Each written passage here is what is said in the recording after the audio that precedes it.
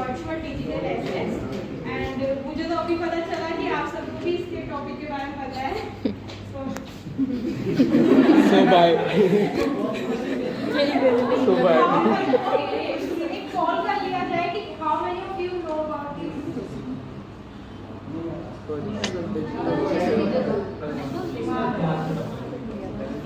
Near about 10%.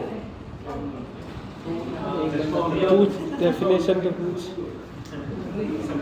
So, today my agenda is to understand what is a virtual digital asset and how the tax provision of the virtual digital asset. Because the tax provision has launched in the previous year, Union Budget Feb 2022.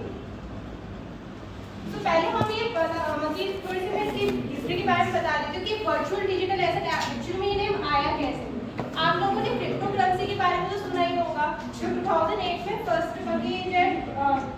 Satoshi Nakamoto ने जो launch किया था 2008 में the first crypto currency.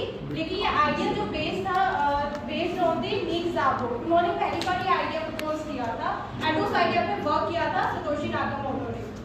And after that जब crypto currency जो है world में जो स्प्रेड हो रहा था तो 2013 में ये इंडिया में भी आ गया.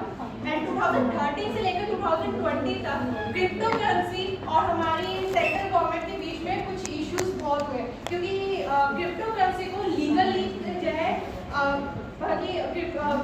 आरबीआई ने एक्सेप्ट नहीं किया था.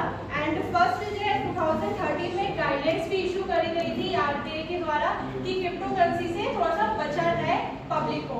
And in 2014 year about 2019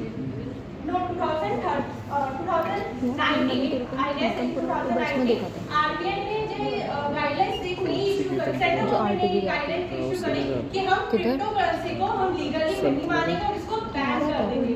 but उसके बाद सुप्रीम कोर्ट में वर्डिक्ट हुई एंड सुप्रीम कोर्ट ने इसको एक्सेप्ट करने से मना कर दिया. एंड आफ्टर दैट आपको पता है कि जब सुप्रीम कोर्ट में कोई इशू जाता है और उस पे सेंट्रल गवर्नमेंट के अगेंस्ट हो जाता है तो एक अमेंडमेंट तो उसके बाद जो है कि 2022 में जो फाइनली यूनियन बजट में क्रिप्टो करेंसी के ऊपर एक प्रोविजंस लाए गए हैं जो कि नाम दिया गया है वर्चुअल डिजिटल एसेट्स. एंड यहाँ पे जो है हम वर्चुअल डिजिटल एसेट्स को हमने लीगल करेंसी तो अनाउंस नहीं किया बट हमने उस पर टैक्स प्रोविजन लगा के एंड टैक्स जो है फ्लैट 30% का लगाया है. तो सबसे पहले हम ये जान लेते हैं कि वर्चुअल डिजिटल एसेट एक्चुअली में होता क्या है. तो वर्चुअल डिजिटल एसेट कोई भी इंफॉर्मेशन हो सकती है, कोई भी कोड, कोई भी नंबर, कोई भी टोकन हो सकता है. लेकिन जनरली इसका मेन मोटिव ये है कि क्रिप्टोग्राफिक में जो है ये बना हुआ होता है. बाकी नॉर्मल करेंसी या नॉर्मल टोकन्स नहीं होते हैं और इसका जो ट्रेड आप ट्रांसफर कर सकते हो बाय इलेक्ट्रॉनिकली ही कर सकते हो. और जो नॉन फंजिबल टोकन भी जो है इसमें इंक्लूड है वर्चुअल डिजिटल एसेट्स की डेफिनेशन के अंदर. एंड क्या जो है वर्चुअल डिजिटल एसेट्स नहीं है. गिफ्ट कार्ड, वाउचर्स, आप सब कहेंगे ये भी इंटेंजिबल है, ये भी इलेक्ट्रॉनिकली मोड में आते हैं, क्या ये भी वर्चुअल डिजिटल एसेट है? ये वर्चुअल डिजिटल एसेट्स कंसीडर नहीं किए जाएंगे. सब्सक्रिप्शन ओटीटी प्लेटफॉर्म के इनको भी हम वर्चुअल डिजिटल एसेट्स नहीं बोलेंगे. And most of these Indian currency, foreign currency. आपको भी पता होगा कि वर्ल्ड में जो है ना आजकल डिजिटल करेंसी का ट्रेंड चल रहा है. आफ्टर क्रिप्टो करेंसी आने के बाद इंडिया ने भी लॉन्च कर रखी है ई करेंसी. ओके, तो ये इसको भी हम जो वर्चुअल डिजिटल एसेट की डेफिनेशन में नहीं इंक्लूड करेंगे. आफ्टर दैट अब फिर डिजिटल करेंसी और वर्चुअल डिजिटल एसेट में डिफरेंस क्या रहा? तो डिजिटल करेंसी वो करेंसी है जो कि गवर्नमेंट जैसे कि इंडिया में आरबीआई गवर्नर ने लॉन्च करी है ऑन December 1, 2022 को. एंड इसके जो सिमिलर कैरेक्टरिस्टिक्स है एज अ डिजिटल रुपी. इसको आप मतलब कि अपने जो नॉर्मली डे टू डे में एक्सचेंज भी कर सकते हो और वो सब कुछ सिमिलर कर सकते हो. लेकिन वर्चुअल डिजिटल एसेट को आप normally day to day life में आप यूज नहीं कर सकते हो एंड इसमें ट्रेडिंग वगैरह सब होती है. आप वर्चुअल डिजिटल एसेट्स की इसको दो जिसमें डिफाइन कर रखा है, क्लासिफाई कर रखा है. एक फ्रीक्वेंट ट्रांजैक्शन और एक जो है इन्वेस्टमेंट लॉन्ग टर्म ट्रांजैक्शन. अब जो फ्रीक्वेंटली आप अगर ट्रेडिंग करते हो तो उसको हम कंसीडर करते हैं बिजनेस इनकम में. एंड ये भी बिजनेस इनकम में जो टैक्सेबल रेट है वो 30% रहेगा. आपको ये भी बता दूं कि 30% ये फिक्स रेट है, चाहे किसी भी अंडर हैंड में ये फॉल करे. एंड जो दूसरे अदर हैंड पे जो जिसका पर्पस है लॉन्ग टर्म इन्वेस्टमेंट, यानी कि लॉन्ग टर्म इन्वेस्टमेंट का मतलब आ जाता है आपका कैपिटल गेन पे। कैपिटल गेन या तो शॉर्ट टर्म हो सकते हैं या लॉन्ग टर्म हो सकते हैं। अब कैपिटल गेन जैसे होल्डिंग पीरियड अगर आपका जो है लेस देन 3 इयर्स है, उसको आप कंसीडर करते हो शॉर्ट टर्म कैपिटल गेन, और अगर जो ग्रेटर देन 3 ईयर है तो आप उसको कंसीडर करते हो लॉन्ग टर्म कैपिटल गेन। यहाँ पे भी टैक्सेबल रेट 30% आ जाता है, लेकिन यहाँ पे एक ट्विस्ट है कि यहाँ पे होल्डिंग पीरियड जो है बाकी कोई इंपॉर्टेंस नहीं है, चाहे आपकी एसटीजी हो चाहे आपके एलटीसी हो, तब भी रेट आपका 30% रहेगा। हमारे जैसे नॉर्मल टैक्स प्रोविजन में एसटीजी 15% हो जाता है और एलटीसीजी 20, ऐसा कुछ नहीं है यहाँ पे।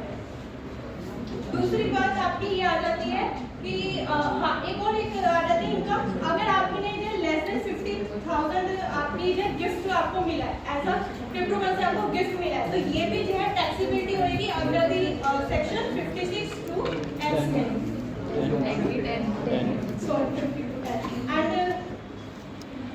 अगर जो क्रिप्टो गिफ्ट आपको अगर एज अ रिसीवर मिला तो हम कैसे ये कंप्यूट करेंगे मैं बता रहा हूँ।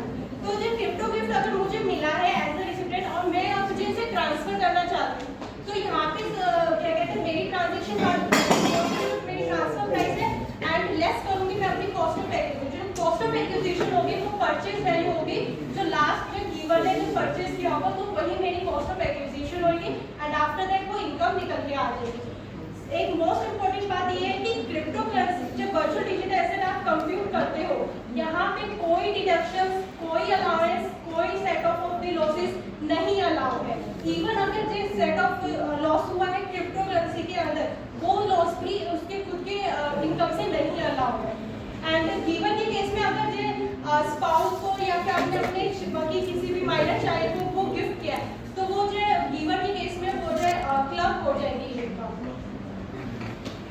एंड इसके बाद ये टैक्स प्रोविजन आने के बाद क्या क्या इम्प्लीकेशंस आए इंडिया के अंदर, तो जो पहली बात तो ये हुआ कि गवर्नमेंट का मोटिव था कि यहाँ पे जो पहले क्रिप्टो करेंसी को रेगुलेट नहीं किया जाता, तो जो इससे इनकम आ रही थी उस पर वो गवर्नमेंट टैक्स नहीं ले पा रही थी, तो अब वो वहाँ पे वो टैक्स लेने लग गई है, तो उससे इनकम जनरेट हो गई है गवर्नमेंट की। एंड सेकेंड आपको ये भी बताती हूँ कि इंडिया जो है सेकेंड लार्जेस्ट इकोनॉमी है crypto traders all over the world. And क्या कहते हैं और यहाँ पे जब आफ्टर दी टैक्स प्रोविजन आने के बाद यहाँ पे 15% की ट्रेडिंग वॉल्यूम्स जो है लॉस किया गया है। एंड जो क्रिप्टो करेंसी में जो प्राइस होता है वो हाई वॉलेटाइल होता है, जिसकी वजह से जब टैक्स प्रोविजन आया गया तो यहाँ पे जो क्या कहते हैं स्पेकुलेशन, मैनिपुलेशन, ये सब क्या हो गए, रिड्यूस हो गए। और सबसे मोस्ट इम्पोर्टेंट बात कि जो फ्रॉड्स वगैरह होते हैं वो भी रिड्यूस हो चुके थे इस प्रोविजन आने के बाद। Thank you so much.